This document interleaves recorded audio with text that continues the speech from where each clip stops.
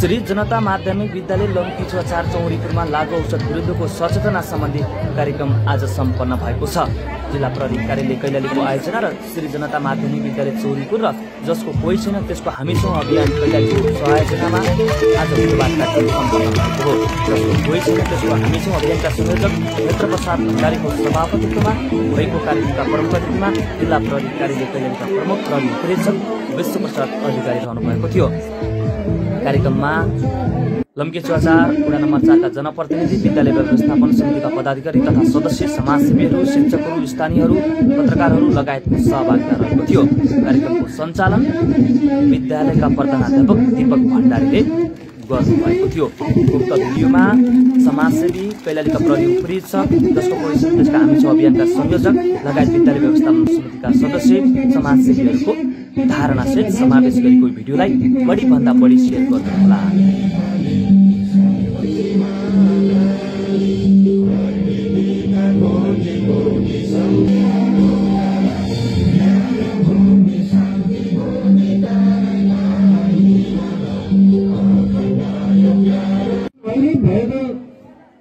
हाम्रो नजिकै भएको छन् घटना परिघटनाहरूले के कुरा पुष्टि गर्छ कि सुन्न अगाडि आएका पात्र कार्यक्रम हामीहरूले भाइ बहिनीहरूको लागि गरिरहेछौँ, हाम्रो परिवारको लागि गरिरहेछौँ, हाम्रो समाजको लागि गरिरहेछौँ र समग्रमा भन्ने हो भने हाम्रो भविष्यको लागि गरिरहेका छौँ, हाम्रो देशको लागि गरिरहेका छौँ।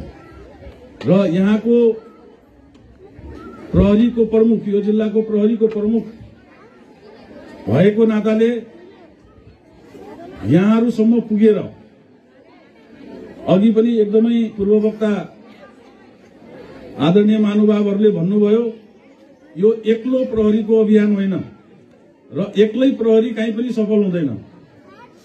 किनभने यो प्रहरी भनेको समाजकै उपज हो। अहिले म स्टेजमा बस्दै गर्दा यहाँमा आधाभन्दा बढी मेरो नातेदारहरू हुनुहुन्छ। म त्यही समाजबाटै आएको मान्छे हुँ। त्यसकारण हाम्रो समाज जस्तो हुन्छ त्यो प्रहरी पनि त्यस्तै हुन्छ। एउटा के भन्छ भन्दाखेरि police is the reflection of society. प्रहरी देख्ने बित्तिकै समाजको चित्र थाहा हुन्छ भनेर भन्छ, किन भन्दाखेरि त्यो प्रहरी त्यही समाजबाट आएको हुन्छ। र एउटा अर्को महत्त्वपूर्ण कुरा के भनिएको छ भन्दाखेरि बिरुवा चाहिँ कल्टिभेसनले बिरुवा सप्रिन्छ र एजुकेसनले चाहिँ मान्छे सप्रिन्छ भन्ने एउटा भनाइरहेको छ। त्यसकारण नेपाल प्रहरीले यो कुरालाई हृदयगम गरेर 2039 सालदेखि सामुदायिक प्रहरीको अवधारणा अगाडि ल्यायो र त्यसलाई विशिष्टीकृत गर्दै, परिमार्जित गर्दै, प्रभावकारी गर्दै अहिलेको समयमा, अहिलेको केही पछिल्लो वर्षहरूदेखि समुदाय यसको विशिष्टीकृत क्षेत्र कहाँ हो भनेर खोज्दाखेरि सबैभन्दा महत्त्वपूर्ण क्षेत्र भनेको विद्यालय हो। किन विद्यालय हो भन्दाखेरि विद्यालयको भाइ बहिनीहरू जो हुनुहुन्छ, किन हामीले पहिलो पाठशाला घर भन्छौँ, पहिलो पाठशालाको रूपमा अझ खास भन्ने हो भने खास गुरुआमा त हाम्रो आफ्नै आमालाई मान्छौँ हामीले सिकाउनेमा, र त्यसपछि हामी गुरुहरूलाई मान्छौँ विद्यालयमा आएर। र यो उमेर भनेको के हुन्छ भने पर्सेप्सन बनाउने, अवधारणा बनाउने। साना भाइ बहिनीहरू जब हामी हिजो म पनि तपाईहरुकै ठाउँमा बसेको थिएँ, तपाईहरुको जस्तै गरेर पढ्थ्यौं, अझ तपाईहरु अहिले बेन्चमा बसिराख्नुहुन्थ्यो, हामी बोरा टाउकोमा राखेर जान्थ्यौं र बोरामा पढ्थ्यौं।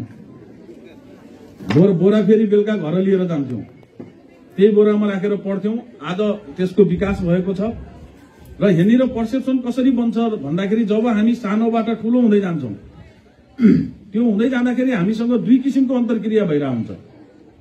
एउटा अन्तर्क्रिया आफैसँग भइरहेको हुन्छ, हाम्रो शारीरिक विकास भइरहेको हुन्छ, अंगहरूको विकास भइरहेको हुन्छ, दिमागहरूको विकास भइरहेको हुन्छ र हामी आफैसँग अन्तर्क्रिया गरिरहेका हुन्छौं, आफ्नै बारेमा अवधारणा बनाइरहेका हुन्छौं भने अर्कोतिर हामी बाहिर संसार देख्न थाल्छौं। हाम्रो साथी संगति बढ्दै जान्छ, हामीले वरपरको वातावरण बुझ्दै जान्छौं, वरपर वातावरणमा के भइरहेछ भनेर हामीले देखिरहेका हुन्छौं र त्यही अनुसार हामीले अवधारणा बनाउने गर्दछौं। त्यसकारण राइट या रङ मार्गमा जाने भनेको ठ्याक्कै हामीहरूको 10, 11, 12 पढ्ने जुन उमेर हुन्छ त्यो उमेरमा हामीले एउटा आफ्नो बाटो लक्ष्य तयार गर्छौं। किन भन्दाखेरि त्यसपछि हामी ग्रेजुएट मास्टर्सतिर गइसकेपछि हामीले एउटा निश्चित आफूलाई डिटरमिन्ड माइन्ड गरेर चाहिँ आफ्नो म यो गर्छु भन्ने बनाइसकेका हुन्छौँ। र यो जुन लागू औषधको कुरा छ, अघि पनि पूर्ववक्ता साथीहरूले भन्नुभयो कि नेपाल प्रहरीले नागरिकलाई 1100 भन्दा बढी विषयमा सेवा प्रवाह गरिरहेछ। 1100 भन्दा बढी विषयमा यो आर्थिक वर्षमा यो जिल्लाभरिमा 844 वटा मुद्दा दर्ता भएको छ, जसमध्ये लम्की क्षेत्रमा मात्रै 100 भन्दा बढी मुद्दा दर्ता भएको अवस्था छ यहाँ मात्रै। भन्नाले एउटा त 1100 वटा विषयवस्तुहरूको सेवा प्रवाह छ र अर्को चाहिँ अपराधको अनुसन्धान गर्ने नियन्त्रण गर्ने कामहरू प्रहरीले गरिरहेको छ, निरन्तर गरिरहेको छ। र यदि हाम्रो कामलाई यहाँले हेर्नुभयो भने प्रहरी एउटा यस्तो सेवा हो जुन 24 घण्टा अटुट छ। अरू कुनै बिजुली एकछिन अवरुद्ध हुन सक्छ, पानी एकछिन अवरुद्ध हुन सक्छ, अर्को सेवा एकछिन अवरुद्ध हुन सक्छ, तर प्रहरी सेवा 24 घण्टा जतिखेर पनि तयार छ सुरक्षित राख्नको लागि समाजलाई। र हामीले गर्ने काममा 95% 95% हाम्रो टास्क, हाम्रो काम भनेको समाजमा अपराध घट्न नदिने हो, अपराधको नियन्त्रण गर्ने हो। यो प्रयास जस्तै यहाँले देख्नुहुन्छ, यसको मापन गर्न चाहिँ अलिकति गाह्रो छ। बाटोमा एउटा पुलिस लट्ठी लिएर बसिरहेको हुन्छ, यसो परबाट हेर्ने मान्छेले त्यहाँ पुलिस छ भन्ने बाहेक पुलिसले के गरे हुँदैन, आफ्नो ठाउँमा उभिरहेको हुन्छ। तर त्यो एउटा पुलिस उभिदिएको कारणले त्यहाँ के घटना घटेन भनेर चाहिँ मापन गर्ने हामीसँग त्यस्तो टुल्स हुँदैन। एउटा ट्राफिक बाटोमा उभिरहेको हुन्छ, हजारौं गाडीहरूलाई उसले सहजीकरण गरिरहेको हुन्छ। ट्राफिक प्रहरी भएको कारणले हजारौं मानिसहरूले त्यो चाहिँ बाटोको प्रयोग सहजतापूर्वक गरिरहेका हुन्छौं, तर हामीले त्यसको मापन गर्दैनौं। हामीले यो भन्दैनौं यो धन्यवाद ट्राफिक प्रहरी तपाई भएकोले म मजाले आउन जान पाएँ भनेर अहिलेसम्म मैले भनेर आएँ भनेको हामी भेट्दैनौं। तर हामीले हेर्ने चीज के देखिन्छ त भन्दाखेरि जहाँनिर जाम भयो त्यसपछि हामी के भन्छौं, लो प्रहरीले गर्न सकेन भन्छौं। अनि एउटा अपराध घट्यो, त्यो अपराधको टुङ्गो लागेन भने हामी के भन्छौं, लो प्रहरी असफल भयो भन्नेतिर भन्छौं। तर यसको अर्थ यो होइन कि त्यहाँ प्रहरीको असफलताका कुराहरू भन्दा पनि प्रहरीले सफल काम के गरेको छ त भनेर हामीले, किन भन्दाखेरि यत्रो जुन शान्ति व्यवस्थाको काम गरिरहेछ त्यो त आखिर प्रहरीले नै गरिरहेको छ। र यसका बावजुद पनि यदि कुनै अपराध हुन्छ, कुनै घटना घट्छ भने त्यहाँ अपराध गर्ने व्यक्तिलाई हामीले कानूनको दायरामा ल्याएर त्यसलाई सजाय दिलाउने र पीडित मान्छेलाई न्याय दिलाउने हाम्रो अर्को प्रमुख काम हुन्छ। मैले अघि भने 95% त हामी रोक्नमै लाग्छौं। तर अब घटिहाल्यो भने जस्तै कुनै ज्यान गयो या रेप भयो, त्यसको वेटेज के हुन्छ, एकदमै हाई 95% वेटेज फेरि त्यो अपराधले लिन्छ। किन भन्दाखेरि एउटा ज्यान जानु भनेको, मान्छेको ज्यान जानु या एउटा मान्छेमाथि अपराध हुनु भनेको त्यो एउटा ठूलो राज्यको लागि चुनौतीको विषय हो। त्यसकारण त्यसको वेटेज एकदमै धेरै हुन्छ र हाम्रो ध्यान पनि त्यही अनुसार हामी त्यस्ता अपराधहरूको नियन्त्रणमा हामी लागिरहेका हुन्छौं। अब हामी लागू औषधको कुरा गर्छौं भने अहिलेको समाज, विशेष गरी ल यहाँ हामीले गरेको प्रयासलाई हेर्नुहुन्छ भने गत वर्ष हामीले वर्षभरिमा 76 जना मान्छेहरूलाई पक्राउ गरेका छौं लागू औषधमा 12 महिनामा। तर यो 7 महिनामा हामीले 132 जनालाई पक्राउ गरेका छौं। भन्नाले पक्राउको हिसाबले हेर्नुहुन्छ भने ठ्याक्कै 2 गुणा बढी हाम्रो पक्राउ परेको मान्छे देखिन्छ। यसले के देखाउँछ, एकातिर के भन्छ भन्दाखेरि धेरै पक्राउ परे त्यसकारण लागू औषध एकदमै बढिरहेछ भनेर पनि हामीले भन्न सक्ने भयौं। अर्कोतिर हामीले के पनि भन्न सक्छौं भन्दाखेरि हामी सक्रिय दिनमा चाहिँ अलि राम्रो गरे जस्तो देखिन्छ, त्यसपछि फेरि बिस्तारै सेलाउँछ भन्ने छ। तर हाम्रो यो अभियान चाहिँ सेलाएको छैन र हामीले डबल भन्दा बढी प्रगति गरेर देखाएका छौं यो लागू औषधको सेक्टरमा पनि। तर यति हुँदाहुँदै पनि किन यो अझै बढिरहेछ त भन्दाखेरि हामीसँग धेरै इस्युजहरू छन्। सबभन्दा पहिलो प्रश्न त के छ भन्दाखेरि हामीसँग खुला सिमाना छ, 101 किलोमिटरको खुला सिमाना छ र यो लागू औषध हाम्रो आफ्नै यहाँ उत्पादन हुँदैन। हाम्रो यहाँबाट इन्डियातिर तस्करी हुने भनेको चाहिँ गाँजा र चरेस पाइन्छ, तर सबैभन्दा बढी अहिले प्रयोग के भइरहेको छ, उताबाट आउनेमा ब्राउन सुगरको प्रयोग भइरहेको छ। र एउटा खुला सिमाना छ, यो खुला सिमानाले हामीलाई असहज अवस्था सिर्जना गरेको छ। एक दोस्रो कुरा, पारिपट्टि यसको उपलब्धता छ। लागू औषधको विश्वव्यापी लागू औषध नियन्त्रण गर्ने प्रणाली के हो भन्दाखेरि यसको सप्लाईलाई कट गर भन्छ। सप्लाई कट गर्यो भने डिमान्ड आफै घटेर जान्छ भनेर भन्छ। र हाम्रो सप्लाई हुने ठाउँ चाहिँ ओपन बोर्डरमा छ र इन्डियामा छ, विशेष गरी हाम्रो कैलाली, कञ्चनपुर। र यो समस्या सबै बोर्डरिङ एरियामा छ लागू औषधको। अब हिँडेर हामीले बुझ्नुपर्ने कुरा के छ भने सकेसम्म त हामीले त्यहाँ रोक्नु पर्यो। त्यहाँ रोकिएन र यो हाम्रो समाजमा आयो भने, मलाई धेरैले सोध्नुहुन्छ खै तपाईँले कहाँ पक्रिनुभयो, सक्नु भएन, कतिले सेवनकर्ता मात्रै पक्रिनुभयो। अस्ति मात्रै हाम्रो लम्कीले 12 ग्राम समातेको छ। 12 ग्राम भनेको एकदमै बढी मात्राको हिरोइन मानिन्छ त्यो। अनि मेरो प्रश्न चाहिँ के लाग्छ भने हजुरहरूले लागू औषध छ भन्नुहुन्छ, थाहा पाउनु भयो होला नि त कहाँ छ लागू औषध भनिदिनु नि त एकचोटि। यहाँ छ भन्यो भने त हामी समातिहाल्छौँ। प्रहरी एक्लैको सूचनाले त्यो कन्ट्रोल गर्न सकिन्छ कि सकिँदैन? हाम्रो त विशेष टोलीहरू छ। हाम्रो लागू औषध नियन्त्रण ब्युरो छ, जिल्ला प्रहरी कार्यालयमा मैले एउटा छुट्टै टिम राखेको छु। त्यसै गरी इलाकाहरूमा पनि विशेष टोलीहरू परिचालन गरिएका छन्। हाम्रो प्रयास जारी छ, तर यसमा हाम्रो मात्रै सहकार्यले यो सम्भव छैन। र किन हामी यति भनिरहेछौँ भाइ बहिनीहरूलाई, यो लागू औषधको विरुद्धमा हामी विशेष अभियान लिएर किन गइरहेछौँ भने लागू औषध एउटा यस्तो चिज हो जसले हाम्रो सेन्ट्रल नर्भस सिस्टमलाई ड्यामेज गरिदिन्छ। भन्नाले मैले आफ्नो लागू औषध खाइसकेपछि म आफ्नो विवेक प्रयोग गर्न सक्दिनँ।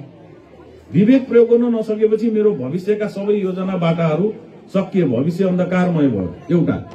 दोस्रो के भयो, लागू औषध सेवनकर्ता या बिक्रीकर्तालाई प्रहरीले समातिहाल्यो भने छिटै अवस्था छ भने त्यो सुध्रिन सक्छ, त्यसको लत छुट्न सक्छ, या सुधार केन्द्रमा लगेर हामी त्यसलाई सुधार गर्न सक्छौँ। त्यो पनि सजिलो छैन। एकचोटि लागू औषधको लतमा फसिसकेपछि त्यसबाट निस्किनु भनेको महाभारत हो। अब यो दुईटा अवस्था भएन भने के हुन्छ त भन्दाखेरि जसले लागू औषध सेवन गर्छ त्यो मान्छेले अन्ततोगत्वा रगत छाप्छ र केही दिनपछि मर्छ। लागू औषधको प्रयोगबाट मृत्युभन्दा अरू केही पनि छैन। तर त्यो बीचमा के हुन्छ, जस्तै ब्राउन सुगर एक डोज एकपटक खानको लागि 1000 रुपियाँ तिर्नुको मार्केट छ। 1000 रुपियाँ लिँदा रहेछ। अब एक दिनमा कति डोज खानुपर्छ? कमसे कम उसले 3 डोज त खान्छ एक दिनमा। 3000 रुपियाँ प्रतिदिन चाहियो त्यो मान्छेलाई भने उसले सुरुमा त के गर्छ, घरबाट चोर्छ पैसा, अनि त्यसपछि छिमेकबाट चोर्छ। अब भएन भने के गर्छ, त्यसपछि अपराध गर्न थाल्छ। हुँदा हुँदा कहाँसम्म पुग्यो लागू औषधको असर भन्दाखेरि लागू औषधकै कारणले हत्या भएको छ र त्यो हाम्रै क्षेत्रमा भएको छ। त्यसको हामी सबैलाई जानकारी छ।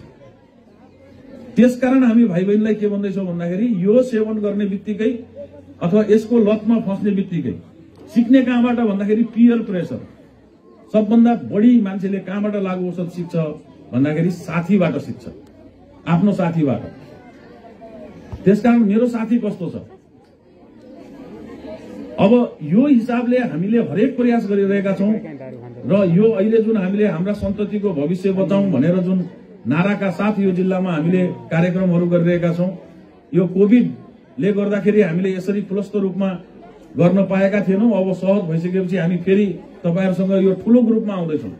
यति हुँदाहुँदै पनि विगत 7 महिनामा यो जिल्लामा हामीले 400 वटा कार्यक्रम प्लस 400 भन्दा बढी कार्यक्रम हामीले गरिसकेका छौँ यो लागू औषधबाट बचौँ भन्ने हिसाबले। तर के यसले लागू औषध नियन्त्रणमा हामीलाई रोकेको छ त अथवा हामी सफल भएका छौँ त भन्दाखेरि अझै मान्छे पक्राउ परिरहेछन्, अझै हामी लागू औषध छ भनिरहेछौँ।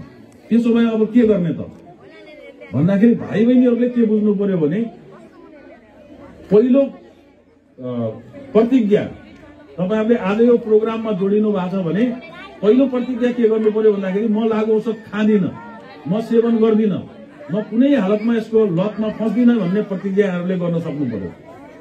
र दोस्रो के, म बचेर त भएन, मेरो परिवार बचेर त भएन, छिमेकीको परिवार पनि बचाउनु छ हामीले। त्यसकारण सबभन्दा पहिलो म र त्यसपछि अर्को जिम्मेवार व्यक्ति भनेको परिवार। अहिले यहाँले हेर्नुहोस्, लागु औषध प्रयोगकर्ता सबभन्दा ठूलो संख्यामा 15 देखि 25 वर्षको छ। त्यो होइन कि अलिकति मायाले पनि उनीहरूलाई सम्झाएर हामी सही ट्र्याकमा ल्याउन सक्छौँ। एउटा कुरा। दोस्रो चाहिँ यो त अब खाने मान्छे हो, हामीले भनिदियो भने हामीलाई के गर्ने हो कि भोलि भनेर भन्नुहुन्छ। त्यस्तो हामीले सोच्नु पर्दैन, किन भन्दाखेरि प्रहरीले कहिले पनि गोप्य सूचनाहरू कसैलाई शेयर गर्दैन। यहाँले सिधै मलाई फोन गर्न सक्नुहुन्छ, सिधै नजिकको प्रहरी, अब यहाँ लम्कीमा अहिले इन्सपेक्टर साहब हुनुहुन्छ, उहाँलाई भन्न सक्नुहुन्छ।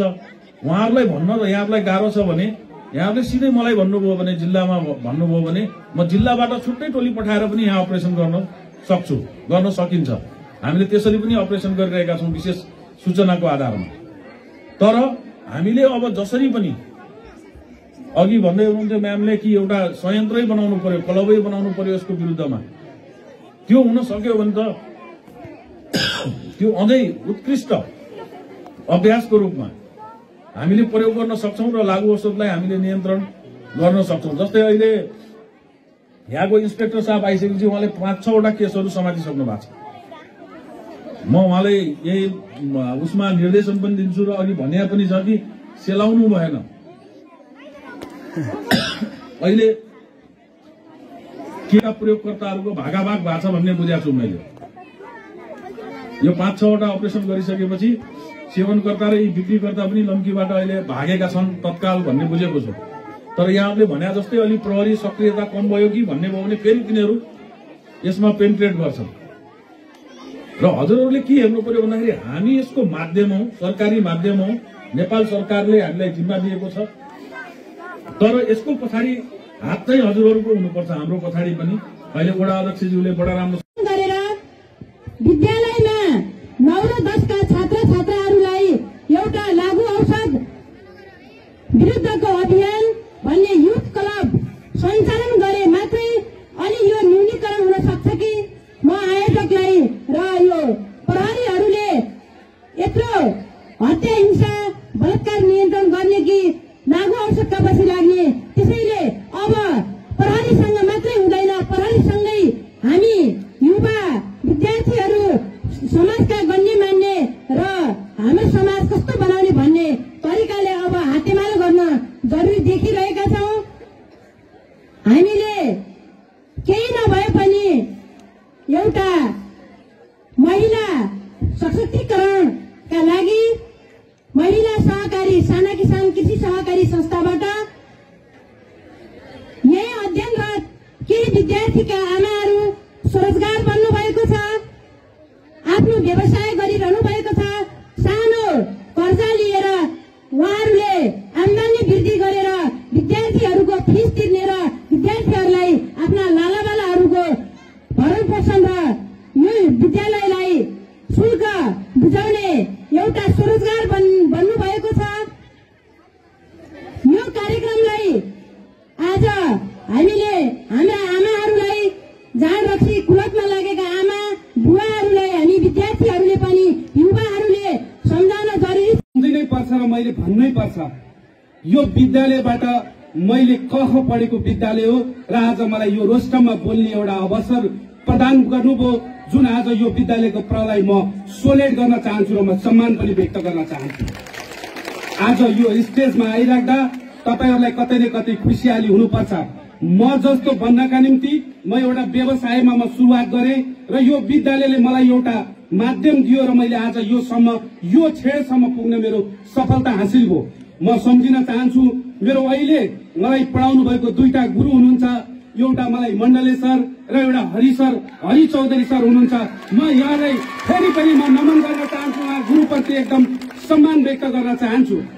त्यसैले म हामीलाई भाइ बहिनीहरूलाई भन्न चाहन्छु, हामी आज लागु औषधका कुराहरू गरिराख्दा हामी यो विद्यालय बनाउँदाखेरि हामी बोरामा बाल्लो बोकेर अनि खड्को छाप्रोमा परेको दिन पनि हामीलाई याद छ। आज तपाई भाइ बहिनीहरू यो डेस्कमा बसेर पढ्दै हुनुहुन्छ, तपाईले धेरै सुविधा पाउनु भएको छ। त्यसका निम्ति पनि यो विद्यालय परिवार र यहाँको स्थानीय सरकार र यहाँका बुद्धिजीवी व्यक्तित्वहरूलाई म सम्मान गर्न चाहन्छु। आज यो विद्यालयले फड्को मारेको देख्दा अत्यन्तै खुसी लाग्छ र आगामी दिनमा पनि यो विद्यालयले फड्को मारोस्। र म सामाजिक क्षेत्रको अगुवाई भएको नाताले म भन्न चाहन्छु, यो विद्यालयलाई आवश्यक पर्ने जब जब यो विद्यालयलाई संकट हुन्छ तब तब यो विद्यालयले मलाई पनि सम्झिनुपर्छ र यो विद्यालयका निम्ति मैले के गर्नुपर्छ म तयार छु भन्ने कुरा यहाँको बीचमा म राख्न चाहन्छु। त्यसैले म यो व्यवसाय क्षेत्रमा केही उद्यमी बन्नका निम्ति र म केही व्यवसायहरू सिकाउनका निम्ति विद्यार्थी भाइ बहिनी र केही अभिभावकलाई सिकाउनका निम्ति म यो अहिले वर्तमान सरकारलाई म विनम्रतापूर्वक आग्रह गर्न चाहन्छु। आज विभिन्न औद्योगिकका नाममा जस्तै अहिले साना किसानका प्रहरीले बोलेर जानुभयो, विभिन्न माध्यमबाट ऋणहरू दिने गरिरहेको छ। मझौला खालका उद्योगहरू बनाउन सक्ने मोमबत्तीहरू, अगरबत्तीहरू र अन्य कुराहरू, मालाहरू बन्ने, टोपरीहरू बनाउने खालका तपाईको उद्योगहरू सञ्चालन गर्यो भने सायद मलाई लाग्छ हाम्रा नानी बाबुहरू आफ्नो पढाइ क्षेत्र सँगसँगै आफ्ना घरमा गर्न सक्ने कामहरू विद्यालयको प्रगति सँगसँगै लागू गरिराख्दा म भन्न चाहन्छु, आज कतिपयहरू बिगार्नमा आफ्नो आमा बुवाको पनि त्यतिकै हात छ। मेरो बच्चा कहाँ गयो, मेरो बच्चा कहाँ छ, बेलुका कुन ठाउँमा छ र त्यो कुरा जान्नका निम्ति पनि त्यो अभिभावकको अपरिहार्य योगदान हुन्छ।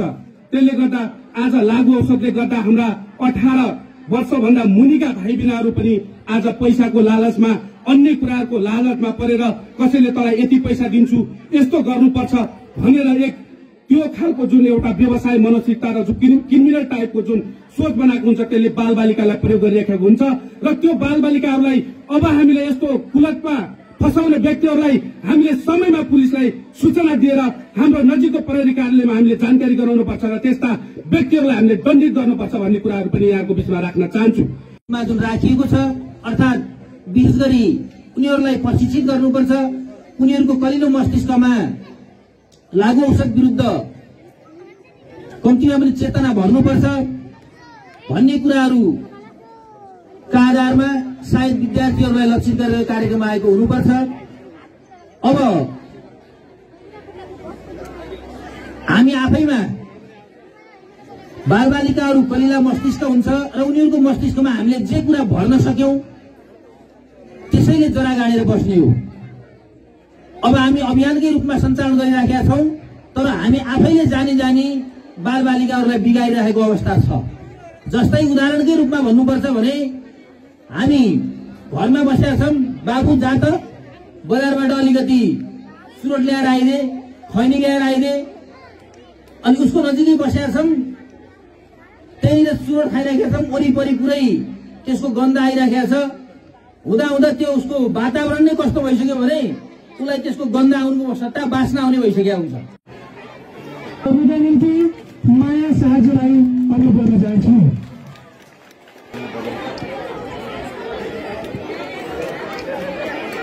गर्नका निम्ति मजदुरलाई स्टेजमा ल्याउन चाहन्छु।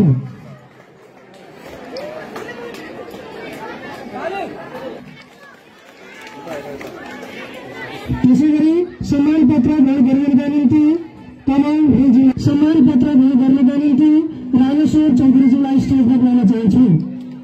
अलि यता रामेश्वर सर हो। सम्मान पत्र ग्रहण गर्नका निम्ति अनुरोध गर्न चाहन्छु। हाम्रो सन्ततिको भविष्य बचाऊ, लागू औषध विरुद्ध हाम्रो प्रहरी हामीसँग भन्ने मूल नाराका साथ उसको हामी छौं र जनता माध्यमिक विद्यालय लम्की 4 चौरीपुर कैलालीको शुभकामनाहरूलाई सपना देखाइदिनु होला, विद्यालयको वास्तविकता देखाइदिनु होला। ठुल्ठुला भवनमा विद्यार्थीको जीवन बन्दैन। आज दरबार पैसा नभएर बिग्रेको होइन, राजा ज्ञानेन्द्रको सर पारस पैसा नपाएर बिग्रिनु भएको होइन, लागू पदार्थ दुर्व्यसनले बिग्रिनु भएको। त्यसैले हरेक आमा बुवाहरूले आफ्नो जीवनका लागि, भविष्यका बालबालिकाका लागि सोचिदिनु होला।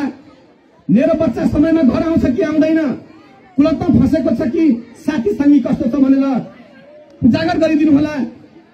म त यही समाजको सेवा गरेर मर्न पाऊँ भनेर जोगी जस्तो हिँडेको मान्छे हुँ। त्यसैले म विद्यार्थीहरूको चेहरा जब खुसी देख्छु मलाई सन्तोषले खाने मन लाग्छ।